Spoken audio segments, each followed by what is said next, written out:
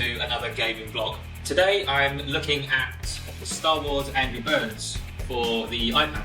I'm sure most of you will know the game Angry Birds, which is a very successful game for iPad and the iPhone. And this is basically the same game, but mixed with Star Wars.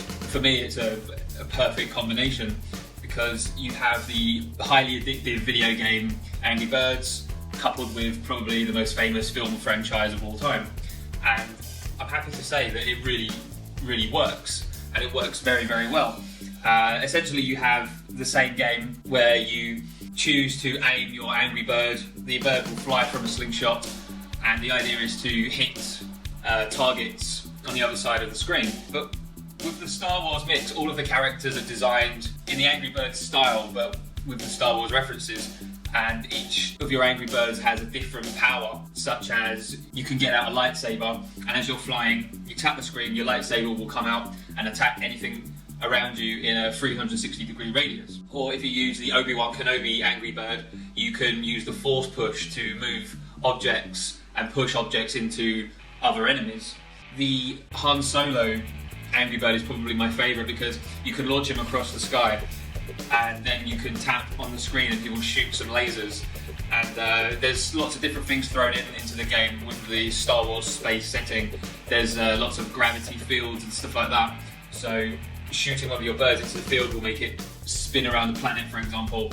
So you have to sort of take in these new physics into account. And also they have sort of ships that are firing lasers. And if you shoot your Angry Birds the wrong time, the laser will hit them, so essentially you miss a turn. So timings and stuff like that, practice comes a part of the game too. At the moment there's not that many levels. I think there's probably 60 levels in there or so, and obviously Angry Birds you can complete them pretty quickly. There is some downloadable content coming which I think is based on the Return of the Jedi film, so I'm looking forward to that. But I mean, one thing I will say is make sure you buy the right version. I actually bought the version which was 69p, which was a bargain, but unfortunately it's the iPhone version and I have an iPad, so it doesn't show in proper HD. So make sure you get the iPad version if you have an iPad, or the iPhone version if you have the iPhone. Don't make the same mistake that I did.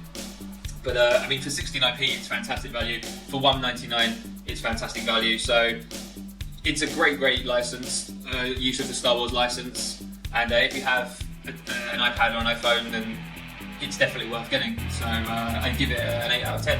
Thank you.